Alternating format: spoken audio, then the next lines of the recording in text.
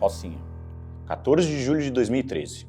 Uma operação policial que contava com mais de 300 agentes estava em andamento. Mas o que chamou a atenção não foi a quantidade de policiais, e sim a falta de um homem que após esse dia nunca mais foi visto. Preparados para desarquivar mais um caso? Se você ainda não é inscrito no canal, não perca tempo e faça parte dos quase 2 milhões de inscritos que recebem nossos vídeos diários. E lembrando que membros têm vantagens exclusivas. Hoje, o Casos Arquivados vai te trazer a história de um caso que ainda busca uma única resposta. Onde está Amarildo?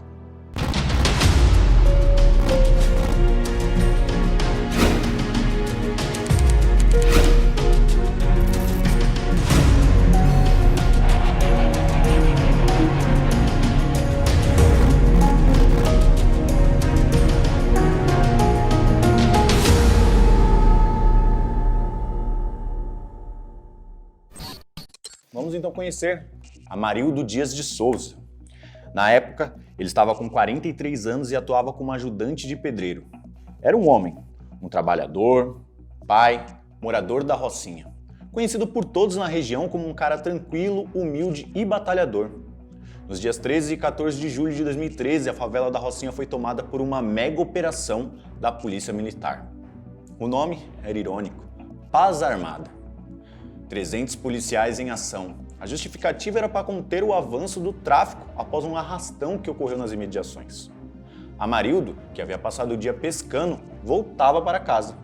O ajudante de pedreiro usava da pesca como uma forma para trazer alimento à sua família. Era comum essa prática aos finais de semana. E foi justamente nesse retorno que ele foi abordado por homens da unidade da Polícia Pacificadora, a UPP. Era um domingo à noite. Em uma cena que se repete todos os dias nas favelas do Brasil, um homem negro, pobre, é detido sem prova, sem voz e sem defesa. Amarildo foi levado com a justificativa de averiguação. Naquela noite, cerca de 30 pessoas foram detidas, algumas sem antecedentes criminais. Mas o que aconteceu depois foge completamente da rotina. Amarildo foi levado à base da UPP e nunca mais foi visto. A família, é claro, estranhou o sumiço imediato. Amarildo não era de sair sem avisar, muito menos de sumir sem voltar para casa. E 2 dias depois, a sua esposa, Elizabeth Gomes da Silva, foi até a delegacia e registrou o desaparecimento. E foi ali o início do pesadelo para a família. A última notícia que se tinha foi de que moradores viram ele ser levado à base da UPP. Os policiais disseram que ele foi liberado, mas nenhuma câmera registrou sua saída. Nenhum morador viu Amarildo, nenhuma pista sobre o seu paradeiro foi encontrada. Nos bastidores, começou a surgir uma outra história. Amarildo teria sido torturado dentro da base da UPP. Essa teoria passou a circular após moradores relatarem ter ouvido gritos vindos da sede da UPP naquela noite.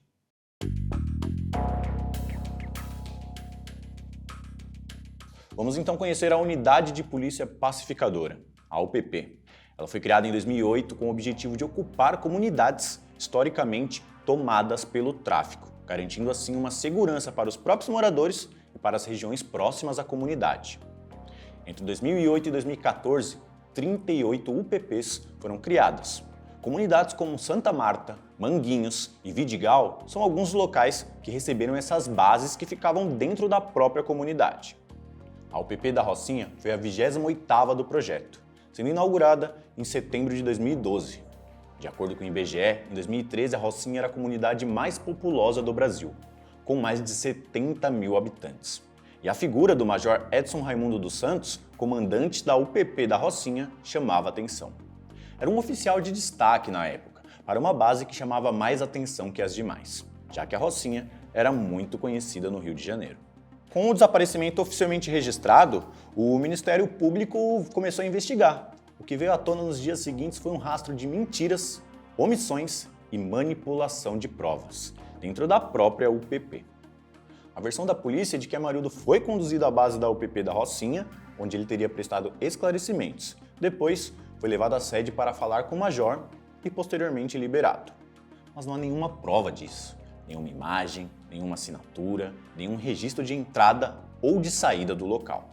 As câmeras de segurança não mostram Amarildo deixando a UPP sozinho como foi relatado pelos policiais. Nenhum morador o viu fora da base. E das dezenas de câmeras disponíveis naquela noite, 2 deram problema. 2 estavam próximas à base da UPP. Coincidência? Os policiais envolvidos no caso apresentaram versões diferentes sobre o que teria acontecido com Amarildo, o que já passou a levantar algumas suspeitas. Alguns afirmavam que ele foi liberado e saiu de lá andando. Outros que ele sequer passou por esse segundo local para falar com o major. Alguns disseram que Amarildo era um possível envolvido no tráfico da região. Outros que era apenas um padrão fazer perguntas para moradores atrás de pistas. Relatos de que documentos foram alterados e dados apagados ganharam força. E isso foi comprovado depois com as investigações. A versão de que Amarildo teria saído andando da base da UPP começou a desmoronar, já que não havia imagens, não haviam testemunhas. Os únicos relatos eram dos gritos ouvidos vindo de dentro da base da UPP naquela noite. Outros boatos foi de que policiais envolvidos naquela noite teriam ameaçado outros moradores da Rocinha, com o intuito de que eles não dessem nenhuma declaração sobre o caso. A Rocinha reagiu com indignação. Protestos tomaram as ruas, a frase "Cadê o Amarildo?" se espalhou pela cidade. A pergunta foi repetida nos jornais, nos programas de televisão e até nos palcos. O músico Caetano Veloso, durante um show, fez ecoar a mesma dúvida que dominava o país. Onde está Amarildo? O caso virou símbolo de luta contra a violência policial. A pressão popular mobilizou a sociedade, chamando a atenção da imprensa internacional. E isso forçou o avanço das investigações. Foi justamente essa mobilização que levou os envolvidos a julgamento, que aconteceu em 2016, 3 anos após o crime. Então, foram mais de 100 depoimentos colhidos, foram ligações telefônicas analisadas. A investigação precisou refazer passo a passo toda a operação realizada naquela noite. A chamada Paz Armada foi deflagrada pela Polícia Militar com o apoio da Polícia Civil. O objetivo, oficialmente, era reunir informações sobre o tráfico de drogas na Rocinha. Dias antes, um turista alemão havia sido baleado em um ponto de venda. A ação da UPP pretendia conter novos episódios e reforçar sua imagem de eficiência, além de identificar lideranças criminosas na região. Mandados de prisão temporários foram emitidos. Fotos e nomes foram distribuídos entre os agentes. A operação começou logo cedo, casa por casa. Segundo a própria Elizabeth, esposa de Amarildo, um policial bateu à porta da família ainda pela manhã, quando todos dormiam. Eles olharam, vasculharam e saíram. Mas a operação não corria como esperado. Os alvos presos eram considerados pequenos no esquema do tráfico local. Para um esforço daquele tamanho, daquela operação, os resultados frustravam. O Major Edson queria números, ele queria impacto. Foi então que, segundo o depoimento do soldado Douglas Roberto Vital Machado, uma informante avisou que havia homens armados em um bar dentro da comunidade. Entre eles estavam nomes importantes da rede. A informação foi passada ao major e uma equipe foi deslocada para averiguar. No local, todos foram abordados, entre eles Amarildo. Mas algo nele chamou a atenção de Douglas. O soldado conta que, ao entrar em contato com o major, foi solicitado que Amarildo fosse levado, já que uma nova lista atualizada tinha surgido. Amarildo então foi levado à base da UPP para a averiguação. Em seguida, foi levado para outro ponto chamado de Centro de Comando, onde ficava o Major Edson, que era quem estava com essa lista. Ao chegar, o major conferiu a lista. Amarildo não estava entre os procurados, nem entre os suspeitos com mandado de prisão. Isso é segundo o relato policial, que então ele foi liberado após essa averiguação. Porém, Amarildo nunca voltou para casa. Se ele foi solto, por que ele não apareceu em nenhuma imagem de saída? Porque ninguém mais o viu. Douglas afirma que levou Amarildo do bar até a base de uma forma tranquila, sem algemas, sem empurrões. Segundo ele, isso pode ter gerado uma impressão equivocada de que Amarildo seria um informante da polícia. Em algumas regiões, especialmente sobre a tensão do tráfico, esse rótulo é uma sentença de morte. No depoimento, Douglas sustenta uma nova versão. Amarildo, após ser liberado pela UPP, foi morto pelo próprio tráfico, que achavam que ele seria um traidor. Só que essa hipótese nunca foi comprovada. Nenhuma testemunha confirmou a saída dele da UPP. A única certeza é que, após entrar naquela base, Amarildo desapareceu.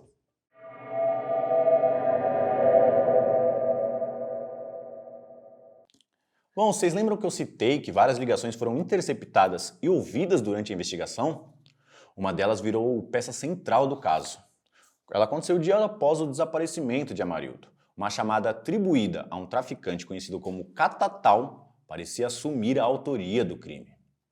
Na ligação, ele dizia ter passado o boi e colocado na conta da polícia. Boi é uma gíria usada em algumas comunidades para descrever alguém considerado traidor ou informante da polícia. Coincidência ou não, o apelido de Amarildo também era boi, por carregar muito peso e ajudar os moradores em construções e em mudanças. Se fosse verdade, isso mudaria completamente o rumo da investigação.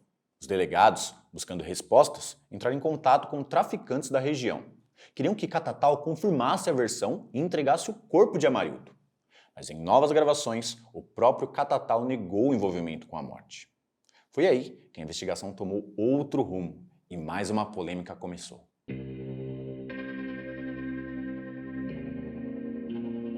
O delegado Rochester Marreiros, que integrava a equipe de operação, chegou a pedir a prisão preventiva de Elizabeth, esposa de Amarildo. E a justificativa é que ela também estava envolvida com o tráfico e participando de reuniões com criminosos.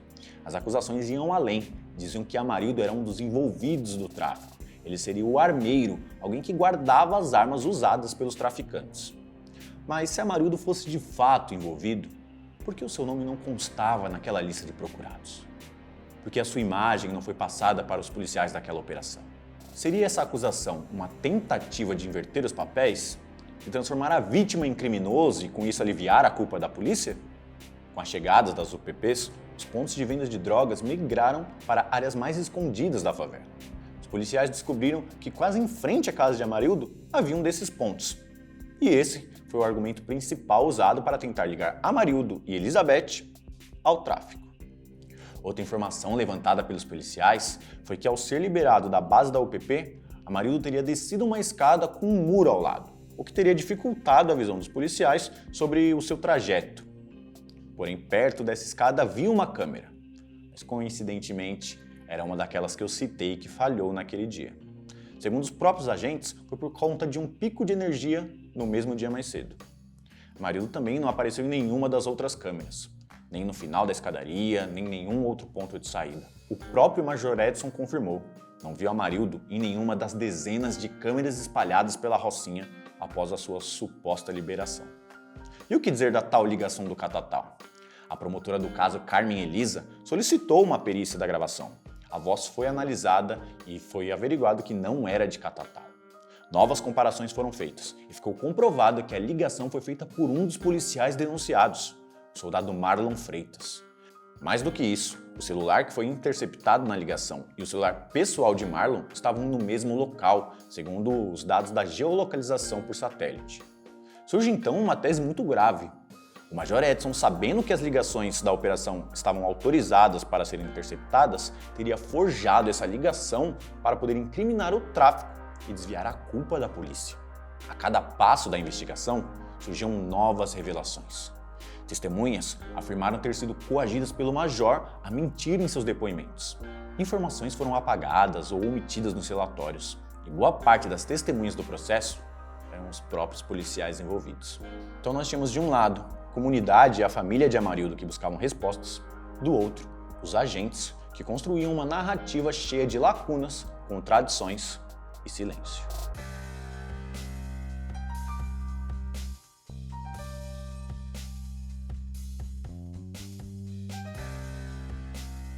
A virada no caso aconteceu quando um policial militar, que teve a sua identidade preservada, decidiu romper o silêncio. Ele estava na sede da UPP da Rocinha naquela noite do desaparecimento e ele relatou tudo o que viu e ouviu. Seu depoimento foi decisivo para o Ministério Público para poder identificar os primeiros nomes dos envolvidos no crime. Outras testemunhas também começaram a falar, muitas delas com versões diferentes das que deram inicialmente. Quando questionadas, admitiam ter medo. Uma dessas testemunhas, que também teve o seu nome mantido em sigilo, revelou algo fundamental: o possível local onde Amarildo teria sido torturado. Era uma sala lateral da base da UPP, quase invisível à primeira vista. Trancada com cadeado, era oficialmente um depósito, mas usada como um espaço isolado, longe dos olhares e das câmeras. Elizabeth, esposa de Amarildo, também prestou depoimento. Disse que após voltar da pescaria, Amarildo chegou em casa e começou a limpar o peixe na porta. Pouco depois, 2 policiais passaram. Ao terminar, Amarildo desceu ao bar para comprar alho. Os mesmos policiais que subiram seguiram Amarildo. Elizabeth estranhou a demora do marido e foi atrás. Soube que Amarildo tinha sido levado para a base da UPP. Ela correu até lá e viu Amarildo sendo colocado em um carro. Segundo os agentes, ele seria conduzido até o Major. As câmeras da primeira base registram a chegada e a saída de Amarildo, e também a chegada de Elizabeth. Depois disso, mais nenhuma imagem dele. Outros depoimentos importantes vieram de policiais que estavam nos containers próximo à sala do Major Edson naquela noite. Eles contaram que foram orientados a permanecer dentro das estruturas e não sair. Alguns relataram ter ouvido gritos de socorro. Outros descreveram barulhos que indicavam claramente que algo grave acontecia ali. Esses relatos foram fundamentais para ajudar a montar o quebra-cabeça daquele dia. Com base nesses e em outros depoimentos, o Ministério Público do Rio de Janeiro denunciou 25 policiais militares por envolvimento direto na tortura e na morte de Amarildo. Entre os acusados estava então o comandante da UPP, Major Edson Raimundo dos Santos, um nome prestigiado na corporação, e também foram denunciados o subcomandante e vários soldados, além de 2 policiais mulheres. As acusações: tortura seguida de morte, ocultação de cadáver, fraude processual e formação de quadrilha. A investigação concluiu que aquilo não foi um erro individual, foi uma ação coletiva, uma estrutura montada para esconder o assassinato de um homem inocente. Mas havia algo ainda mais brutal que todas as confissões e sentenças. O corpo de Amarildo ainda não havia sido encontrado.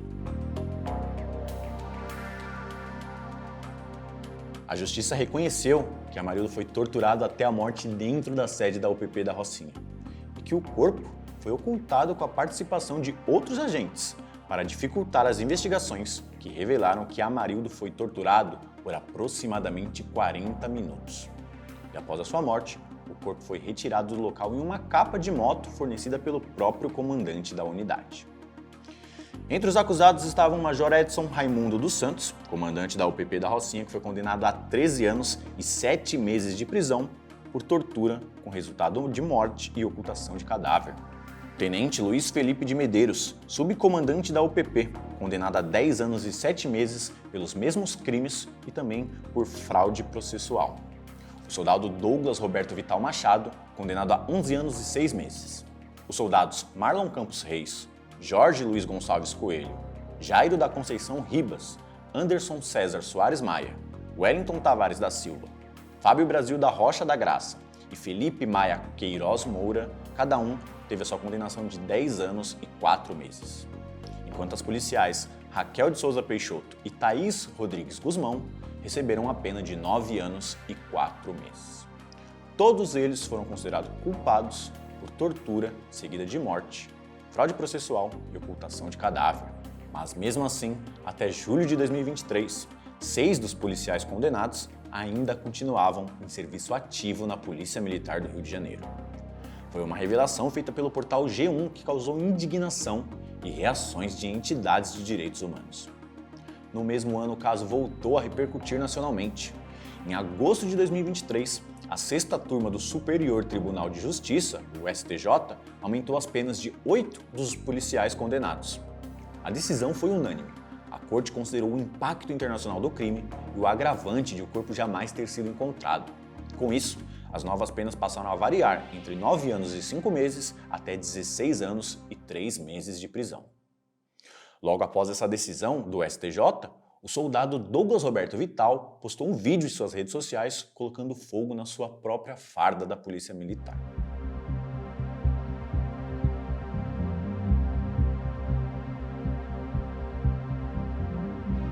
O desaparecimento de Amarildo não destruiu apenas uma vida, desestruturou uma família inteira.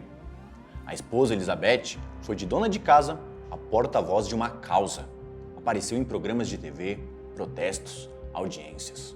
Enquanto exigia respostas, era obrigada a manter os filhos protegidos e emocionalmente de pé. O filho mais novo foi preso anos depois, A polícia alegou que encontrou uma arma em sua casa. A família afirma que a arma foi plantada. Ele apanhou, foi coagido a assumir a posse, mas acabou solto por falta de provas. O trauma ficou. A filha caçula desenvolveu síndrome do pânico. Tinha medo de sair de casa, especialmente na presença de policiais. Ouvia comentário dos mesmos do lado de fora da escola, chamando-a de filha do Amarildo. Precisou trocar de escola. Nunca mais dormiu tranquila. Elizabeth mergulhou em crises. Voltou a consumir álcool e drogas, o que levou a família a buscar reabilitação. Ela tentou fugir da dor e foi morar por um tempo no interior do Pará, buscando distância da Rocinha, já que ela era constantemente procurada pela imprensa que queria alguma resposta, alguma entrevista. Ela queria fugir das lembranças.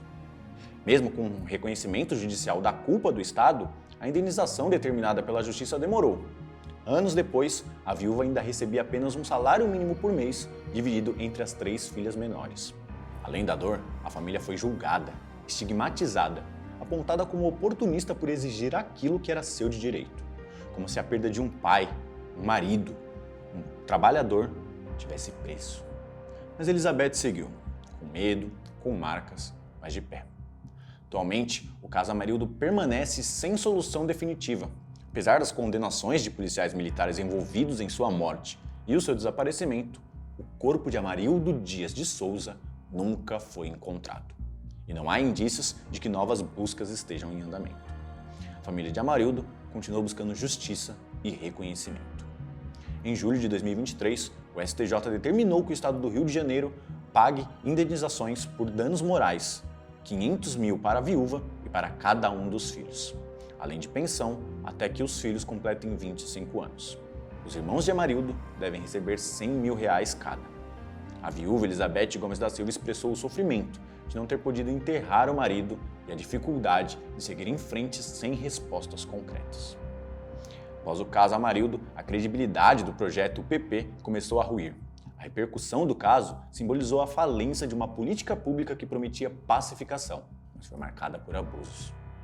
Relatórios da Anistia Internacional citaram Amarildo como exemplo de desaparecimento forçado. Em julho de 2023, 10 anos após o desaparecimento, o documentário Cadê o Amarildo estreou na Globoplay, trazendo depoimentos inéditos e reforçando a importância de manter viva a memória do caso.